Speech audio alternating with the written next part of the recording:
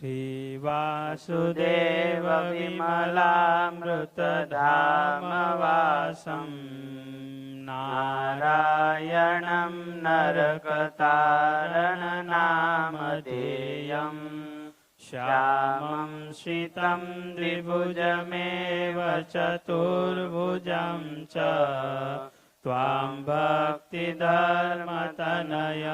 शरणं प्रपद्ये शिक्षार्थमात्र निजभक्तिमतां नराणाम् मेकान्तधर्ममखिलं परिशीलयन्तम् अष्टाङ्गयोगकलनाश्च महाव्रतानि त्वां भक्तिधर्मतनयं शरणं प्रपद्ये।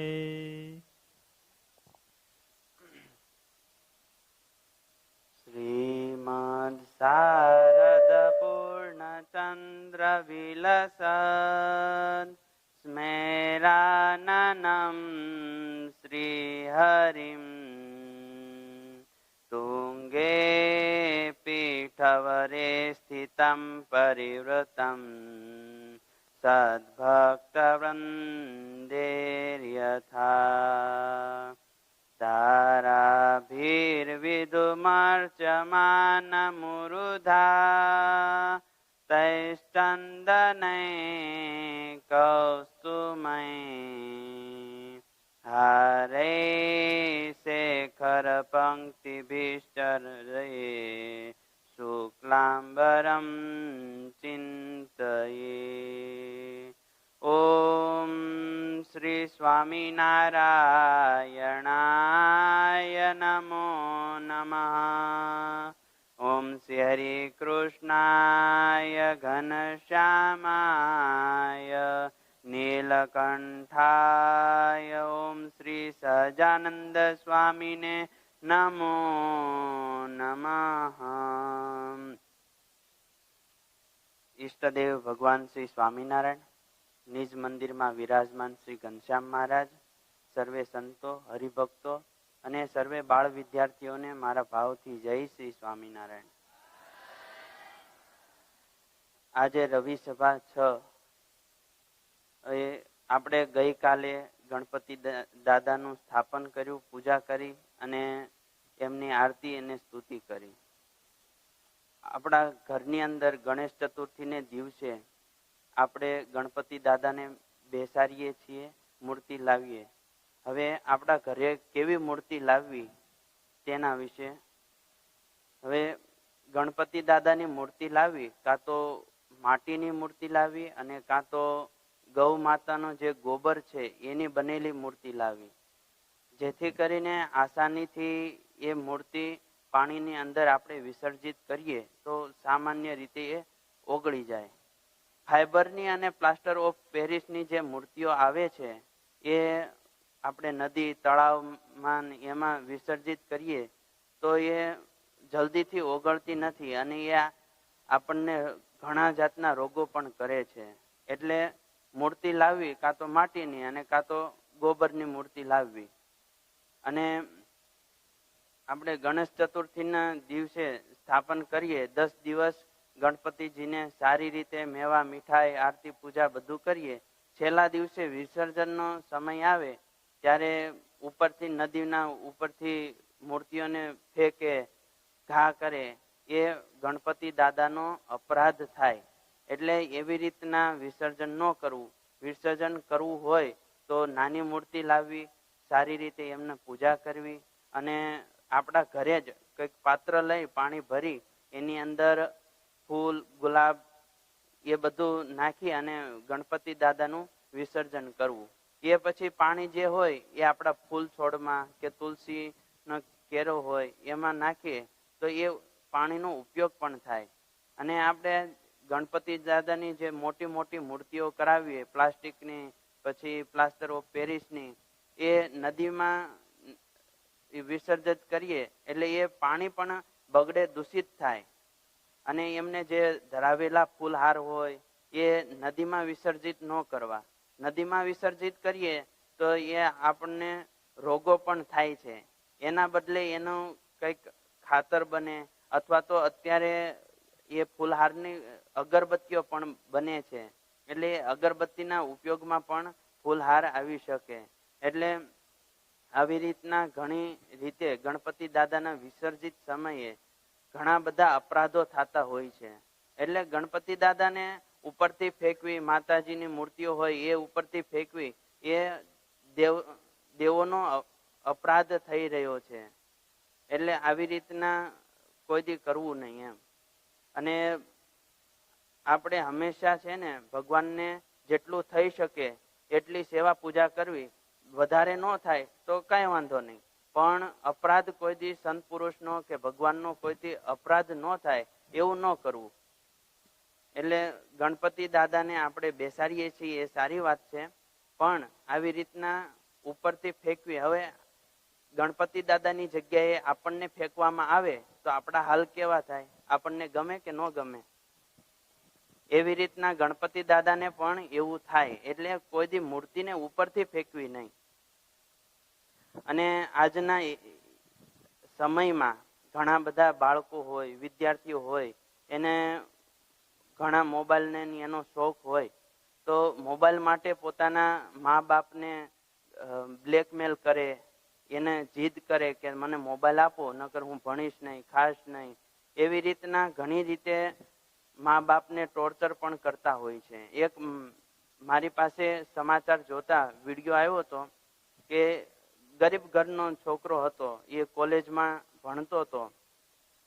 એના મિત્રએ આઈફોન લીધો, એટલે એને જીદ પકડી કે મારે આઈફોન લેવો છે. એટલે ઘરે આવ્યો, ઘરે એના મા બાપને કીધું કે પપ્પા મારે આઈફોન લેવો છે. એટલે એના પપ્પાએ કીધું બટા અત્યારે પરિસ્થિતિ આપણી નથી, આપણે સમય જતા લેશું. એટલે એને ખાવા પીવાનું બંધ કરી દીધું, પોતાને રૂમમાં પૂરી દીધો. 2 દિવસ સુધી એ રૂમમાં રહ્યો. પછી એના પપ્પાને દયા આવી કે બટા તારે મોબાઈલ લેવો છે તો 10,000નો મોબાઈલ તને લઈ દઉં. એટલે એને કીધું ના મારે તો આઈફોન જ લેવો છે. આઈફોન લેવો છે એમ કીધું એટલે એ કે સારું હું તને લઈ દઉં. એટલે એનું ઘર હતું એને ગીરવી મૂકીને છોકરાને આઈફોન લઈ દીધો. હવે મોબાઈલ નો ઉપયોગ શું? જો મોબાઈલ નો સદુપયોગ કરીએ તો એ દેવ છે, અને જો એનો દુરુપયોગ કરીએ તો એ દાનવ છે. સદુપયોગ એટલે શું? તો આપણું જે એજ્યુકેશનમાં મોબાઈલ ઉપયોગ થાય તો એ દેવ કહેવાય. અને અત્યારે ઓનલાઈન યુટ્યુબ દ્વારા ઘણી બધી કથાઓ થતી હોય, કીર્તનો થતા હોય, એ મોબાઈલ દ્વારા સાંભળો, ભગવાનનું કીર્તન થાય તો એ આપણા ઉપયોગમાં આવ્યો કહેવાય. હવે મોબાઈલમાં આપણે રીલ્સ જોઈએ, પછી ગેમ રમીએ, એ દુરુપયોગ છે.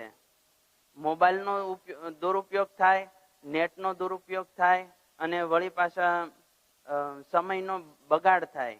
એટલે જે ગેમમાં અને રીલ્સમાં સમય બગડે છે એ સમય આપણે જો ભગવાનના ભજનમાં લગાડીએ તો એ આપણું મોક્ષ પણ કરાવી શકે છે. એટલે વધારે પડતો મોબાઈલમાં બગાડ કરવો નહીં, સમય એનું ધ્યાન રાખવું. એટલે અત્યારે એજ્યુકેશનમાં સમયમાં છોકરાઓને વિદેશમાં ભણવા પણ જવું હોય છે, તો માતા પિતા એને ભણવા માટે વિદેશ મોકલવા પોતાની જમીન, ઘર, ધન જે કઈ હોય એ ગીરવી મૂકીને પણ છોકરાને વિદેશ મોકલે છે. વિદેશ જયા પછી પરિણામ શું આવે છે કે છોકરો પોતાના મા બાપનો થઈ શકતો નથી. કોઈ ખોટા રસ્તે ચડી જાય, કાં તો દારૂ પીવે, કાં તો એ બધા પેલામાં ચડી જાય છે. એટલે પછી મા બાપ એને ફોન કરે તો એનો જવાબ પણ નથી આપતા. એટલે આવી રીતના વિદેશમાં જવાથી કઈ ભણતર પેલું થતું નથી. એટલે આપણે અહીંયા ભારતમાં જ તે ભણી પોતાના મા બાપની સેવા કરે એ યોગ્ય છે. ઘણા છોકરાઓ એમ કહેતા હોય છે કે મા બાપે અમારા માટે શું કર્યું? જે મા બાપે આપણા માટે કર્યું છે એ બીજા કોઈ કરી શકે નહીં.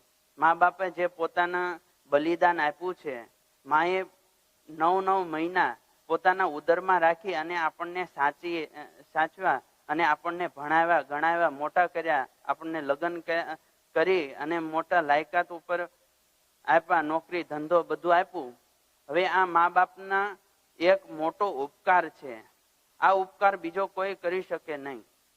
એટલે જેટલો બને ને એટલો મા બાપનો ઉપકાર માનવો. મા બાપે જેટલું આપણા માટે કર્યું છે અને આપણે એના બદલામાં જે કંઈ કરીએ ને એ હાવ ક્ષણ છે.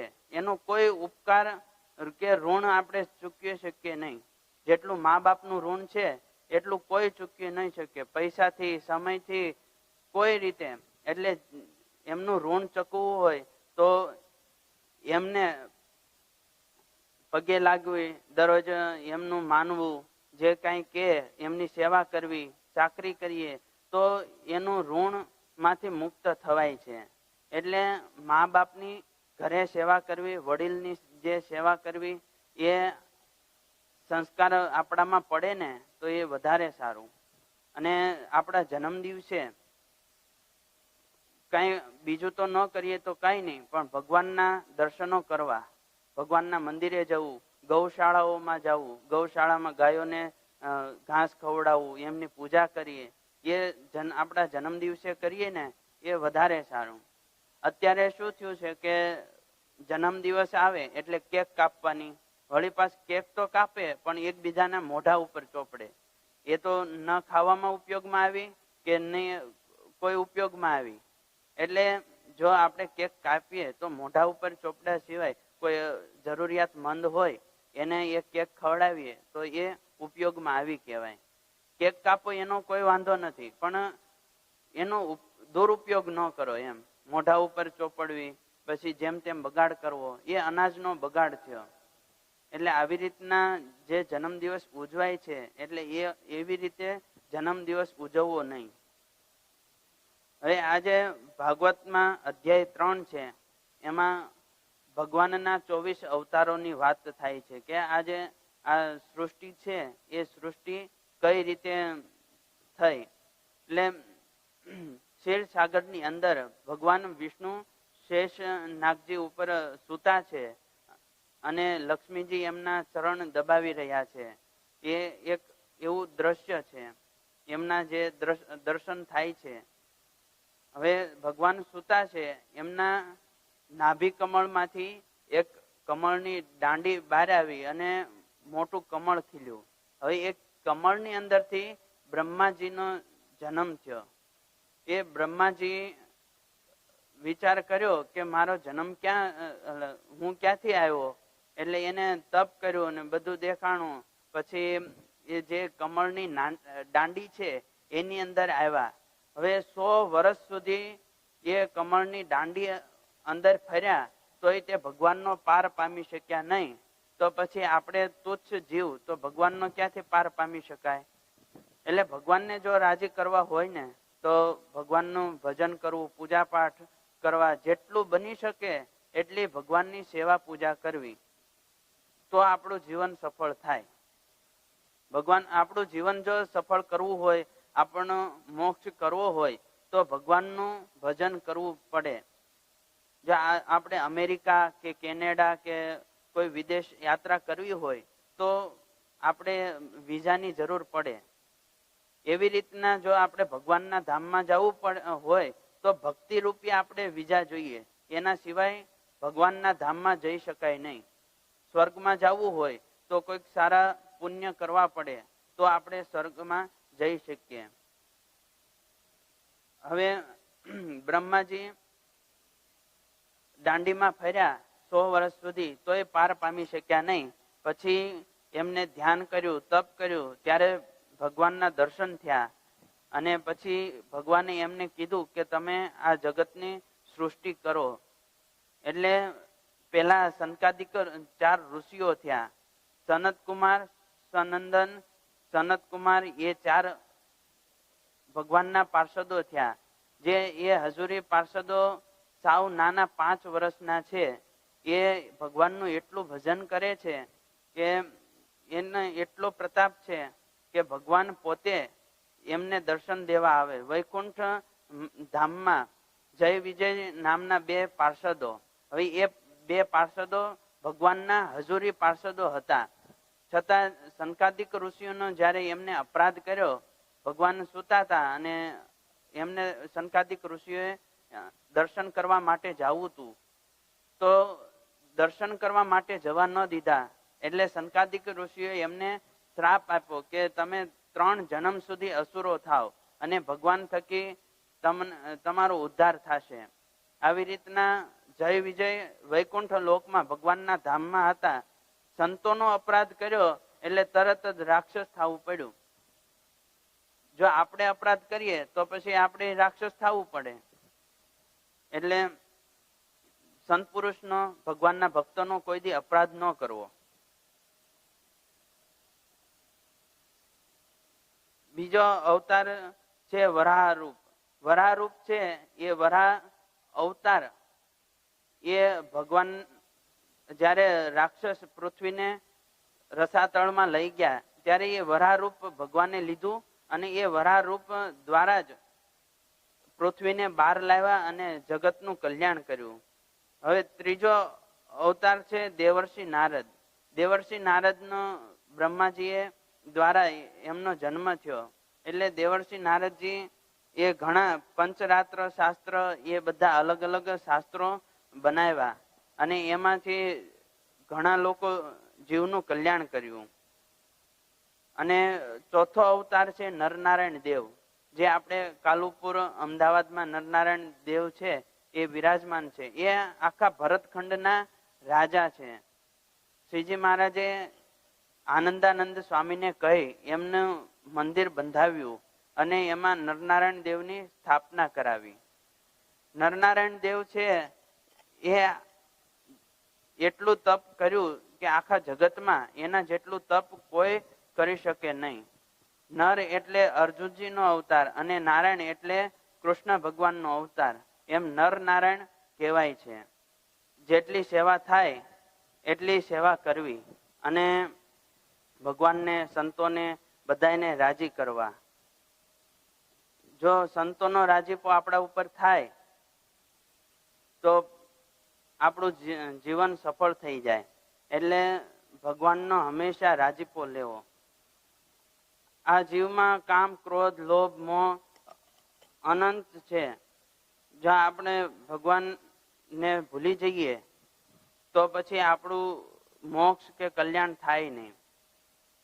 આપણામાં લોભ એટલો રહેલો છે કે અત્યારે અહીંયા સોનું પડ્યું હોય તો સોનું લઈને આપણે જતા રહીએ, ભગવાનને ભૂલી જઈએ. કારણ કે એ સોનું આપણને આકર્ષિત લાગે છે, આપણનું આકર્ષણ કરે છે. એટલે એ આકર્ષણના કારણે આપણે ભગવાન ભૂલી જઈએ છીએ. એટલે આપણે ભગવાન ભૂલવા નહીં. આપણે કોઈ પણ કાર્ય કરીએ તો પેલા ભગવાન યાદ આવવા જોઈએ. એક પ્રોફેસર હતો. એ પ્રોફેસર ભગવાનનો પાકો ભક્ત. જ્યાં પણ જાય ત્યાં એ પ્રોફેસર ભગવાનને પૂજા પાઠ કર્યા સિવાય ક્યાંય જાય નહીં. એટલે એને નોકરીની શોધમાં એક વખત એ જાય છે તો એમાં પૂજામાં એને ઘણું મોડું થઈ ગયું. એ મોડું થઈ ગયું, પૂજા કરતો તો પછી 10 વાગે એને બોલાવ્યો તો એને જગ્યાએ વાગી ગયા 12. એટલે ફટાફટ એ ઘરેથી નીકળી અને રસ્તામાં ભગવાનનું સ્મરણ કરતો જાય છે. જ્યારે ઓફિસે પહોંચ્યો ત્યારે એને રોકવામાં આવ્યો કે ભાઈ તમારો સમય તો પૂરો થઈ ગયો છે. એટલે પછી એ નિરાશ થઈ ગયો કે હવે મારા નોકરીનું શું થશે એમ કરીને એને ભગવાનને યાદ કર્યા. એટલે તરત જ અંદરથી સાહેબ બહાર નીકળ્યા અને કીધું ભાઈ તમારી ઇન્ટરવ્યુની જરૂર નથી, પહેલેથી જ તમારું ઇન્ટરવ્યુ થઈ ગયું છે. એટલે ભગવાન પોતે એ પ્રોફેસરની મદદ કરવા એમનું ઇન્ટરવ્યુ આપ્યું. એટલે એની નોકરી પાકી થઈ ગઈ. આવી રીતના ભગવાનના કેટલાય ભક્ત થઈ ગયા છે કે જેમને ભગવાનને રાજી કરવા માટે પોતાનું જીવન દાવ ઉપર મૂકી દીધું છે. ધંધુકામાં બાજુમાં એક બ્રાહ્મણનો પરિવાર. એ બ્રાહ્મણનો પરિવાર આમ ભગવાનનો ભક્ત, પણ પરિસ્થિતિને વશ ઘરમાં કોઈ ખાવાનું કે અનાજ કે એવું કાંઈ નહીં. એના એ છોકરો હતો એ નાનો હતો અને તરત જ એના પિતા ભગવાન પાસે જતા રહ્યા હતા. એટલે છોકરો મોટો થયો, 15 વર્ષનો થયો, એટલે એની માની મદદ કરવા માટે એ ભણવાનું છોડી અને પોતે નોકરીએ લાગી ગયો અને પોતાના મા બાપનું ગુજરાન ચલાવતો હતો. હવે ધંધુકાની અંદર ત્યારે એ વખતે કોઈ એવો ધંધો નહીં, એટલે એ તરત જ આવ્યો અમદાવાદ. અમદાવાદની અંદર એટલું ભણેલો નહીં, એટલે કઈ નોકરી જલ્દી મળી નહીં. એટલે રેલવે સ્ટેશનની અંદર એને કુલીનું કામ કર્યું. લોકો આવે એના બેગ ઉપાડે, સામાન ઉપાડે, એ બધું ઉપાડી અને એના ટેક્સી સુધી મૂકી જાય. એટલે એ છોકરો આવું કરતો હતો. ત્યાં એક વખત એના સંબંધી આવ્યા. હવે એનો સંબંધી અમીરદાર હતો, તો એને એ છોકરાની મદદ ન કરી. એને ઉલટાનું એમ કીધું કે ભાઈ તું અમારું નાક કપાવે છો, તારે આ રેલવે સ્ટેશનમાં આવું કામ ન કરાય, આમ ન કરાય, એમ કરીને રેલવે સ્ટેશનની બહાર કઢાવી મૂક્યો. હવે છોકરો રોડ ઉપર, એને પાસે એ વખતે બે આના ભેગા થયા હતા. હવે બહુ ભૂખ લાગેલી, એટલે રસ્તા ઉપરથી એને ગાંઠિયા અને મરચા લઈ અને એક બાજુ જમવા બેઠો. હવે ત્યાં છે ને બાજુમાં એક સાધુ રૂપ બેઠા હતા, એ રીતે ભૂખ્યા. એટલે એને ખાવાનું માંગ્યું, એટલે આને ખાવાનું વળી પાછું એમને આપી દીધું અને એ ભૂખ્યો રહ્યો. પાણી પીને રાત આખી કાઢી. વળી પાછો બીજા દિવસે કામ શોધવા નીકળી ગયો. એમાં એક પ્રેસ એને મળ્યો. હવે પ્રેસમાં એને પેલા કામ કરેલું, એટલે એક મેગેઝિન આવતું હતું. એ મેગેઝિન છાપવા માટે અને ઘરે ઘરે વેચવા માટે એ નીકળી ગયો. એટલે ઘરે ઘરે એ વેચે અને પોતાનું ગુજરાન ચલાવે, પૈસા ઘરે મોકલે. આવી રીતના સમય ગયો. એટલે પ્રેસનો જે માલિક હતો એને એવું કંઈક સંપ્રદાય વિશે કે એ ખોટું છાપી દીધું. એટલે એને કેસ કર્યો અને એ જે પ્રેસ હતો એ બંધ થઈ ગયો. હવે વળી પાછો છોકરો જે હતો એ રોડ ઉપર, હવે નોકરી શું કરવી? એટલે એ તરત જ બીજી નોકરી શોધવા જતો રહ્યો. બીજી નોકરી મળી, એમાં એને શેઠ હારા મળ્યા. એટલે એ ચા પાણી અને બીડી પીધા રાખે અને કામ ચલાવવા રાખે. હવે આ છોકરાને 3rd ડિગ્રી કેન્સર થયું. એ કેન્સરમાં એને 3 સ્ટેજ હતો, એટલે તરત જ માણસ થોડા સમયમાં જતો રહે. એટલે એને વૈદ્યને દેખાડ્યું કે ભાઈ આ જોવો ને, મને કઈક રોગ છે. એટલે એને કીધું કે ભાઈ તને તો 3જા સ્ટેજે કેન્સર છે, એટલે ભાઈ તું 6 મહિના સુધી રહીશ, પછી તું રહીશ નહીં. એટલે એ છોકરો નિરાશ થઈ ગયો કે મારા માતા પિતા છે, ઘરે છોકરા છે, પત્ની છે, એનું હું ગુજરાન કેમ ચલાવીશ? એમ કરતા કરતા એક મંદિરે આવે છે. એ મંદિરે એને ભગવાનને પ્રાર્થના કરી અને દર્શન કર્યા ને ઘડીક બેઠો. આ બાજુ બહાર નીકળ્યા, ત્યાં ભાગવતની કથા થતી હતી. એટલે એ કથાની અંદર એમ આવ્યું કે ભગવાનનું જેટલું ભજન કરો એ ભવરોગ પણ ટાળે છે. આપણા શરીરની અંદર કઈ આધિ વ્યાધિ અને ઉપાધિ કઈ પણ આવ્યું હોય એને ભગવાનનું ભજન ટાળી નાખે છે. એટલે જેટલું કઈ ભગવાનનું ભજન થાય એટલું કરવું. એટલે એને ભગવાન રામનું રટન શરૂ કર્યું. દરરોજ આખો દિવસ કામ કરતા કરતા રામ ભગવાનનું જેટલું થાય ને ભજન, રામ રામ રામ રામ એમ કર્યા રાખે. અને જે કઈ કામ ધંધો હોય ત્યાં કામ ધંધો કરવા લાગ્યો. વળી પાછો એક દિવસ મંદિરે જવાનું થયું, ત્યારે કથાની અંદર એમ આવ્યું કે આપણું જેટલું કઈ દુઃખ હોય એ એક ટોપલામાં બાંધી ગાંઠ મારી અને ભગવાનને અર્પણ કરી દેવું. એટલે આપણું જેટલું કઈ દુઃખ હોય એ ભગવાન સ્વીકારી લે. હવે આપણે માણસનો સ્વભાવ એવો છે કે આપણે જે કઈ હોય એ પોટલામાં બાંધી દીધું, ભગવાનને પોટલું અર્પણ પણ આપી દીધું. પણ એક છેડો આપણી પાસે રાખીએ. હવે આપણી પાસે એક છેડો રાખીએ એટલે કઈ પછી ભગવાન સહાયતા ન કરે. ભગવાનનું આપણું જેટલું સર્વસ્વ આપણું જે છે ભગવાનને અર્પણ કરી દઈએ એટલે તરત જ ભગવાન આપણી સહાયતા કરવા આવે. એટલે એ જે હતા છોકરો એને ભગવાનનું એટલું ભજન કર્યું અને જે કઈ પોતાનું દુઃખ હતું ભગવાનના ચરણમાં અર્પણ કરી દીધું. હવે 6 મહિના થઈ ગયા તો એને કશું કઈ થયું નહીં. એટલે વળી પાછો એ વેદને દેખાડવા ગયો કે ભાઈ જો તો હવે કઈ છે કે નહીં. એટલે એને નાડી જોઈને એટલે એ નાડી ચેક કરતા એમ થયું કે ભાઈ તને તો કેન્સર હતું, કેન્સરમાંથી તું મુક્ત કેમ થયો? એટલે એને છે ને ભગવાનનો ભજનનો ઉપદેશ શરૂ કર્યા અને બધાને કહેવા લાગ્યો કે જેટલું થાય એટલું ભગવાનનું ભજન કરવું.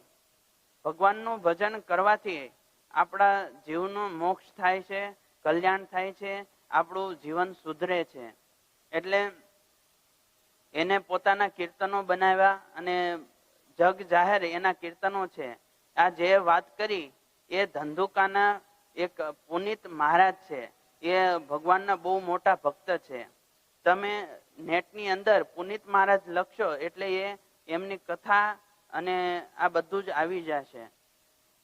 આપણે જો ઉપયોગ કરવો હોય ને તો આવી રીતના મોબાઈલનો ઉપયોગ કરવા. કોઈ મોટા મહાન વ્યક્તિઓ હોય, મોટા ભગવાનના ભક્ત હોય, એના વિશે કંઈક જાણવું હોય, એના વિશે કંઈક જિજ્ઞાસા હોય, જાણવાની ઈચ્છા હોય, ભગવાનના અવતારો હોય, એના વિશે કંઈક જાણવાની ઈચ્છા હોય તો આપણે આવી રીતના મોબાઈલનો ઉપયોગ કરી અને જાણી શકીએ છીએ.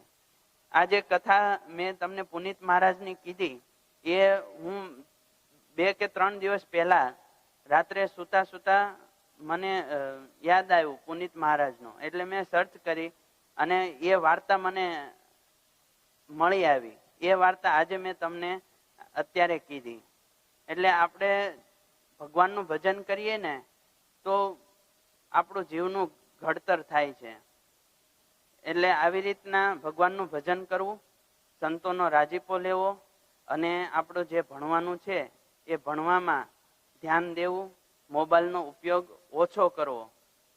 અસ્તુ. જય શ્રી સ્વામિનારાયણ.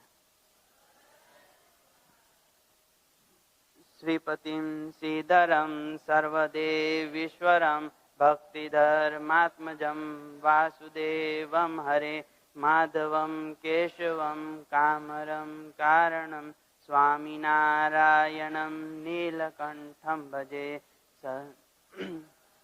નીલકંઠમ ભજે. સહજાનંદ સ્વામી મહારાજની જય. ભંજન દેવની જય. નારાયણ સ્વામી નારાયણ સ્વામી નારાયણ સ્વામી નારાયણ સ્વામી નારાયણ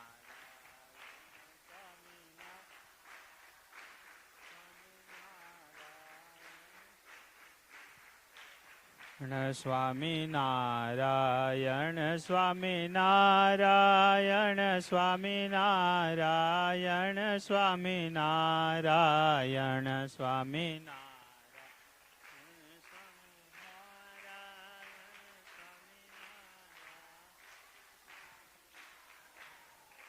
સ્વામી નારાયણ સ્વામી નારાયણ સ્વામી સ્વામી નારાયણ સ્વામી નારાયણ સ્વામી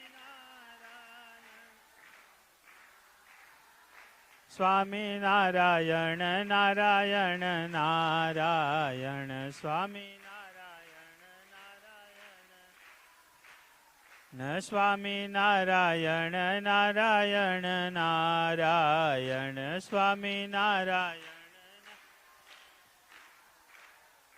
સ્વામી નારાયણ સ્વામી નારાયણ સ્વામી નારાયણ સ્વામી નારાયણ સ્વામી નારાયણ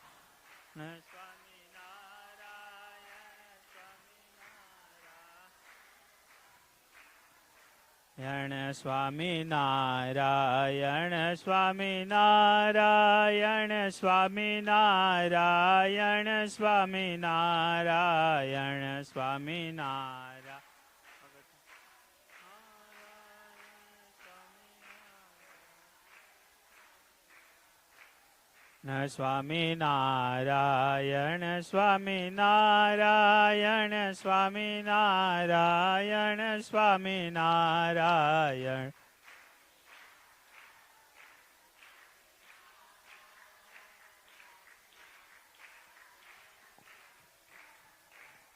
સહજાનંદ સ્વામી મહારાજની જય. શ્રી હરે કૃષ્ણ મહારાજની જય. શ્રી ગોપીનાથજી મહારાજની જય. શ્રી વિઘ્ન વિનાયક દેવની જય. શ્રી કાષ્ટભંજન દેવની જય. ઓમ નમઃ પાર્વતી પતયે હર હર મહાદેવ.